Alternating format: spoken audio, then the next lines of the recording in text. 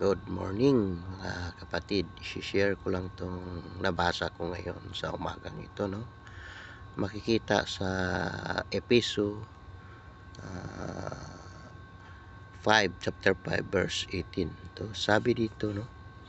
At huwag kayong magpakalasing sa alak na nagiging dahilan ng pagmamalabis, kundi sa halip ay mapuspos kayo ng Espiritus. So, amen. No? So, napapagandang mensahe po sa umagang ito mga kapatid, no, na huwag po tayong magpakalasing sa alak na nadagiging dahilan ng pagmamalabis po natin. Alam naman po natin mga kapatid na kung tayo nagiinuman, naglalasing, nandoon na po yung pagmamalabis natin, nandoon na po yung mga pagsisinungaling, pagmamayabang. So, yun po ang makuha po natin doon sa pagmamalalasing po. Bagkus ang sinasabi dito sa sunod na talata na kundi sa halip ay mapuspos kayo ng Espiritu Santo. So, sikapin po nating mapuspos tayo ng banal na Espiritu Santo mga kapatid. Tandaan po natin doon sa Galatians 5:21 po mga kapatid, no, na hindi po magmamana sa kaharian ng Diyos ang mga naglalasing, no. Ang dami po yun, no. Kung babasahin natin, balikan natin yung Galatians, no. Tingnan po natin para natin.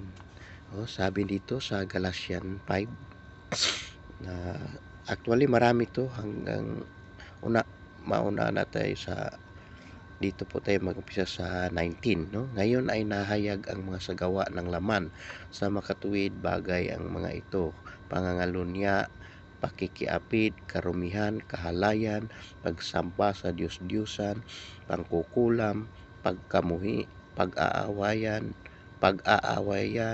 mga panibibugho, pagkapuot, pagkasasabwatan, mga pagkakahati-hati, mga hidwaang paniniwala. At dito sa verse 21, mga pagkainggit, mga pagpaslang, paglalasing, mga walang taros na pagsasaya at mga katulad nito na may tungkol sa bagay na ito ay ipinagpaunang sabi ko sa inyo na kung paano ring sinasabi ko na sa inyo noong nakalipas na panahon na silang mga gumagawa ng ganitong mga bagay. So, tandaan po nito natin, silang mga gumagawa ng ganitong bagay ay hindi magmamana sa kaharian ng Diyos. So mga kapatid, kung nasa atin itong mga bagay na ito, itong mga gawain na ito sa laman mga kapatid, bilang isang Kristiyano, tandaan po natin mga kapatid, ito po'y babala po sa atin na itigil na po natin ito, yung pagkainggit, paglalasing, pagsasaya, kahalayan, pagkukulam, pagkamunghi, pag-aawayan, panibugho, pagkapuot, no, pagsamba sa mga Diyos-Diyusan, ay wala po silang kabahagi po mga kapatid, no? Hindi po sila magmamana sa kaharian ng Diyos. So napakasakit po mga kapatid. Hindi po sila magmamana sa kaharian ng Diyos. Kaya tandaan natin bilang isang Kristiyano mga kapatid, tayo po isang bagong nilalang na mga kapatid. Iwanan na po natin yung dati nating pagkatao, no? Binaon na po natin yun at namumuhay na tayo sa kalooban ng ating Diyos, na ating Panginoong Kristo. So mga kapatid, nawa po ay naliwanagan po tayo sa salita ng Panginoon sa umagang ito mga kapatid.